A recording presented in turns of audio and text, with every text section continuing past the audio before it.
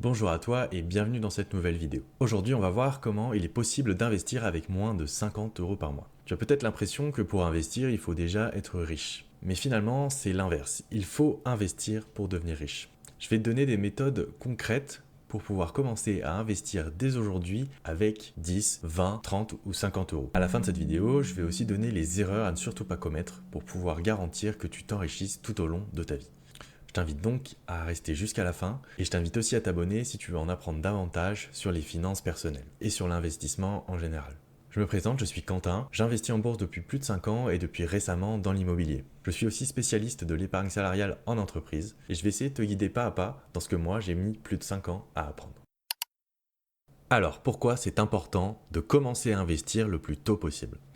Quand je parle de plus tôt possible, ça ne veut pas dire commencer à investir à 10 ans ou à 18 ans, et ça ne veut pas dire que si on a 30 ou 40 ou 50 ans, c'est trop tard. En fait, ça veut dire que dès qu'on a l'information qu'investir est important, eh bien il faut passer à l'action. Évidemment, il faut se renseigner avant, et j'imagine que c'est pour ça que tu regardes cette vidéo.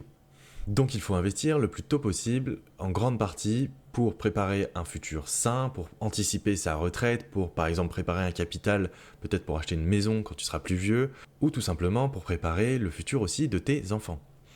Donc pour toutes ces bonnes raisons, il est très important de commencer à investir dès que tu as l'information et de mettre en pratique les choses que l'on va voir tout au long de cette vidéo et aussi que j'essaie de te présenter dans cette chaîne YouTube. La première raison d'investir le plus tôt possible, c'est évidemment de profiter des intérêts composés.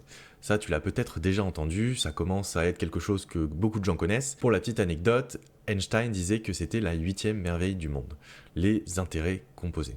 Le principe des intérêts composés est assez simple en vérité. Tu as un effet boule de neige, un effet exponentiel sur les intérêts qui vont être générés grâce aux intérêts que tu as déjà générés. Imagine que tu places 100 euros à 10% de rendement, l'année suivante tu auras 110 euros. Si tu réinvestis ces 110 euros à 10% de rendement, eh bien on dit que tu as réinvesti les intérêts et donc les intérêts vont recréer à nouveau des intérêts. Le message que je veux véhiculer, c'est que c'est pas forcément important de mettre des grosses sommes au départ. Le plus important, c'est de commencer. Parce que dès que tu investis, tu vas avoir les intérêts composés qui commencent à travailler pour toi. Et c'est là que c'est très intéressant. Tu peux donc commencer à investir avec des petites sommes. Je te donne un exemple, ça peut être 10 euros, ça peut être 20 euros, ça peut être 50 euros. On va voir juste après un cas concret qui va nous illustrer pourquoi c'est important. Alors voilà une calculatrice d'intérêts composés toute simple. On va dire qu'on veut verser 50 euros par mois, qu'on fait donc ce versement de façon mensuelle et qu'on a un taux d'intérêt de 10%. Ça va te sembler élevé bien sûr, mais tu vas voir, on va en reparler juste après. Il existe des actifs qui génèrent 10% de rendement par an.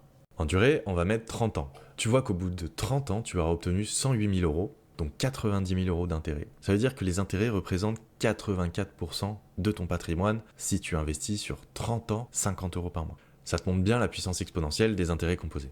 Maintenant, si je pousse encore un peu plus l'exemple et que je te donne sur 50 ans, tu vas me dire dans 50 ans, je m'en fous d'avoir de l'argent. L'argent, je le veux dans 20 ou 30 ans maximum. Mais dis-toi que cet argent pourrait servir à ta retraite, il pourrait servir à léguer quelque chose à tes enfants, et il pourrait te permettre globalement de passer des jours heureux et tranquilles pour la fin de ta vie. Et je te rappelle qu'on parle toujours d'un versement de 50 euros par mois, donc relativement faible. Donc au bout de 50 ans, tu obtiens environ 760 000 euros, dont 738 000 euros d'intérêt. Tu peux voir que les intérêts représentent une part écrasante et majeure du capital que tu auras pu obtenir à la fin. Ça fait à peu près 95% de ton patrimoine. Donc tu vois bien là la logique, et tu vois bien la part absolument monstrueuse que représentent les intérêts composés, et bon, c'est le principe d'une exponentielle. Maintenant qu'on a dit ça, il y a toujours une deuxième bonne raison au fait d'investir le plus tôt possible. Ça va te permettre de créer une discipline. Il y a des gens qui gagnent 10, 15, 20 000 euros par mois et qui pourtant à la fin du mois ont 0 sur leur compte en banque. Qu'est-ce que ça veut dire ? Ça veut dire qu'ils ont subi une inflation de leur mode de vie et qu'ils sont habitués à dépenser les 15 000 euros de salaire qu'ils avaient ou de revenus, peu importe, et que peu importe ce qu'ils auront, eh bien ils dépenseront tout. Toi, le but, c'est que tu évites de te mettre dans cette logique qui est un peu dévastatrice, il faut se le dire. Et ce que je t'invite à faire, donc, c'est d'épargner même des petits montants. Même si c'est que 10 euros, que tu es étudiant, que tu n'as pas beaucoup d'argent, même si tu es au SMIC et que ça peut être que 50 euros, eh bien fais-le. C'est important. Ça va te permettre de créer une discipline que tu garderas toute ta vie. Ça veut dire que tu vas développer un réflexe. Ça veut aussi dire que quand tu auras un meilleur salaire ou des meilleurs revenus ou que tu auras développé un projet, peu importe lequel, qui te permettra de générer des revenus supplémentaires, tu pourras investir encore plus d'argent dans tes investissements et donc générer encore davantage de revenus passifs et de patrimoine à la fin. Ce que je t'ai donné comme exemple, c'est 50 euros par mois. Alors évidemment, j'ai poussé à l'extrême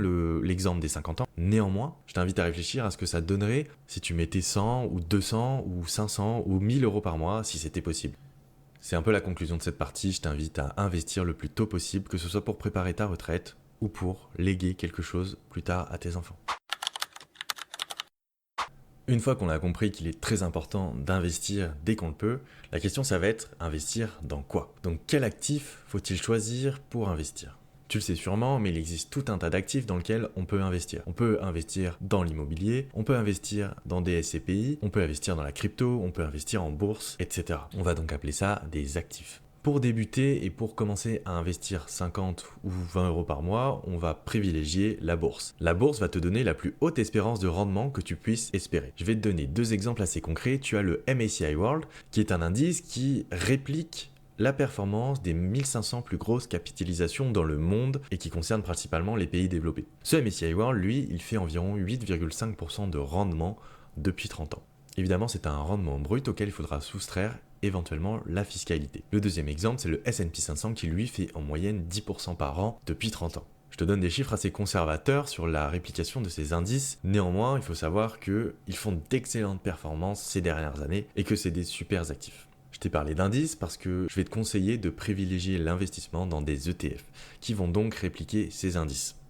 Quand on débute, il faut éviter de faire du stock picking, c'est-à-dire de choisir soi-même ses actions. La raison numéro 1, ça reste la diversification. Quand on achète une action, par exemple qui vaut 100 euros, eh bien on n'est pas diversifié d'office. Alors que quand on achète un ETF qui vaut 800 euros, mais qui représente 500 entreprises ou 1500 entreprises dans le cas du MSCI World, eh bien là, on est diversifié d'office et c'est beaucoup plus sécurisant. Une action, elle peut perdre 50% ou 90% de sa valeur du jour au lendemain. Maintenant, quel choix d'ETF as-tu à moins de 50 euros? Tu vas voir, je vais te donner 3 exemples qui sont très pertinents pour toi. Selon tes convictions, ils vont te permettre d'investir moins de 50 euros par mois parce que la valeur de leur part est assez faible pour l'instant. Donc, à l'heure où je tourne cette vidéo, le ETF MSCI World iShare de BlackRock est à 5 euros environ en valeur de part. Cela signifie qu'avec 50 euros par mois, tu peux acheter un peu moins de 10 parts.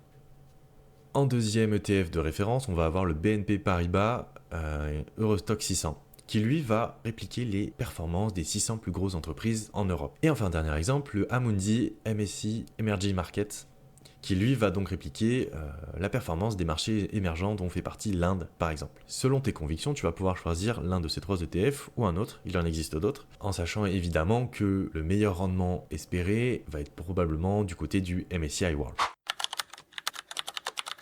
La question suivante, évidemment, ça va être de savoir où investir son argent.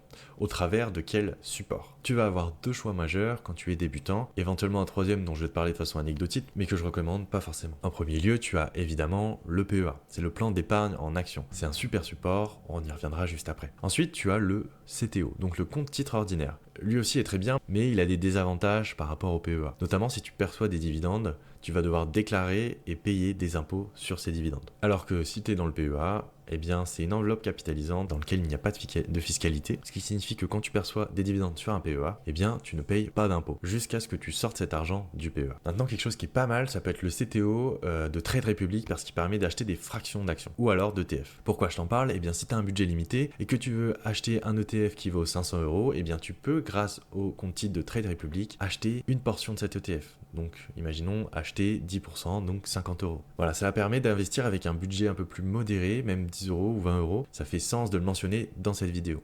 Maintenant, ma recommandation, en toute transparence, ça va surtout être le PEA. Comme je te disais, le PEA, c'est une enveloppe capitalisante, c'est-à-dire que ta performance n'est pas fiscalisée. Imaginons même que tu vendes des titres au sein même de ton PEA, tu n'es toujours pas fiscalisé. Le seul moment où tu peux être fiscalisé, c'est quand tu transfères de l'argent de ton PEA vers ton compte courant, ou alors vers un compte épargne. C'est pas le cas du compte titre, dès que tu vas percevoir des dividendes, il faudra que tu les déclares. Le PEA a aussi une fiscalité très avantageuse. Si tu détiens plus de 5 ans ton PEA, eh bien quand tu revends tes titres et que tu sors l'argent du PEA, dans ce cas tu n'es même pas fiscalisé, tu as juste des prélèvements sociaux de 17,2% sur tes plus-values. Je te déconseille fortement d'ouvrir un PEA dans une banque traditionnelle. Tu vas avoir énormément de frais. Les banques sont vraiment hyper créatives quand il s'agit de créer des libellés de frais. Tu vas avoir des frais de garde, des frais de transaction, des frais de dépôt parfois. Ça peut être vraiment très varié comme frais. Je te conseille de te diriger vers Fortunéo ou Bourse Banque qui vont te proposer des formules beaucoup plus avantageuses, notamment Fortunéo qui va te proposer de pouvoir passer un ordre par mois de moins de 500 € gratuit, et ce, tous les mois. Le désavantage du PEA, c'est que pour l'instant, on ne peut pas acheter de fractions d'actions ni d'ETF. Donc garde-le bien en tête si tu voulais acheter des actions ou des ETF plus chers avec du fractionnement. Je te mets en description le petit tutoriel que j'ai fait récemment sur le PEA qui va te permettre d'apprendre un peu plus sur cette enveloppe et à quel point elle est intéressante. Maintenant, on va voir quelles sont les erreurs et les pièges dans lesquels tu ne dois pas tomber pour te constituer un patrimoine conséquent, et ce, même avec des petites sommes. La première erreur majeure, c'est de ne pas avoir d'épargne de précaution. C'est super important d'avoir un matelas de sécurité qui va nous permettre de dormir sereinement pour pouvoir investir. Qu'est-ce que j'entends par épargne de précaution ? Eh bien, c'est 3 à 6 mois de dépenses courantes en fonction de ton aversion au risque que tu vas placer sur un livret A, un LEP ou tout autre compte qui va te ramener quand même des intérêts au moins minimum équivalents à l'inflation. Ensuite, une autre erreur, ça va être de chercher à devenir riche en très peu de temps. Ce n'est pas vraiment possible à moins de gagner au loto. Si tu veux devenir plus riche, eh bien il faut travailler, il faut investir, il faut économiser, et même la personne qui revend sa start-up du jour au lendemain, finalement, elle n'est pas devenue riche du jour au lendemain parce que avant de créer sa start-up, elle a déjà travaillé, pendant la création de sa startup, elle a travaillé, et c'est juste au moment où elle revend son entreprise, que ce soit une startup ou pas, qu'elle perçoit de l'argent du jour au lendemain, mais finalement, avant, il y a eu un chemin parcouru qui peut être très long. Donc il faut être conscient que c'est pas en prenant un business que tu verras sur une vidéo YouTube et que tu appliques que tu seras riche en 6 mois. Ça veut pas dire que c'est pas possible, ça veut juste dire que ça prendra forcément plus de temps. Et ça, il faut être prêt à l'accepter et y voir dans le temps long. On a tendance souvent à surestimer ce qu'on peut faire en une semaine ou en un mois et sous-estimer ce qu'on peut faire en 1 an, 2 ans, 3 ans ou 4 ans. Un peu dans le même style, il faudra pas trop écouter les conseils que tu vois un peu partout sur internet sans les vérifier. Je t'invite d'ailleurs à vérifier tout ce que j'ai dit dans cette vidéo ou au moins à l'approfondir, peut-être avec d'autres personnes ou alors en t'abonnant à cette chaîne. Dernière erreur, investir énormément sur un actif qui n'est pas diversifié. Comme je te l'ai dit, je t'invite fortement à investir en priorité sur des ETF et non pas à faire du stock picking. Une fois que tu as beaucoup d'ETF, il faudra que tu investisses sur d'autres actifs, par exemple de l'immobilier, au travers d'une SCPI ou bien à travers l'immobilier locatif ou bien ta résidence principale. Si tu évites toutes ces erreurs, que tu es patient et que tu investis même des petites sommes, tu verras, tu te créeras un patrimoine et une richesse qui sont conséquentes pour préparer ta retraite ou bien anticiper pour léguer à tes enfants.